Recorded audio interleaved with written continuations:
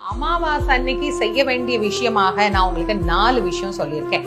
முதல்ல காலையில எள்ளும் தண்ணீரும் இறைத்து வழிபாடு செய்யணும், முதல் விஷயம். 2வது அன்னதானம் பண்ணணும்.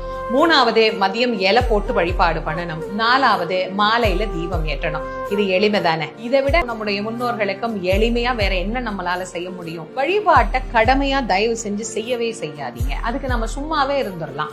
வழிபாடு செய்கின்ற போது உண்மையான அன்போடு உண்மையான பக்தியோடு அந்த பெரியவங்க நமக்காக செலவழித்த அந்த நேரத்தை, நமக்காக அவங்க பட்ட பாட்டை, இதெல்லாம் கொஞ்சம் யோசனை பண்ணி பார்த்து மனசார அவங்களுக்கு நாம இந்த ஒரு சின்ன விஷயத்தை செய்யும் போது அவங்க ரொம்பவே மனம் குளிர்வாங்க, ரொம்பவே நம்ம மேல சந்தோஷப்படுவாங்க.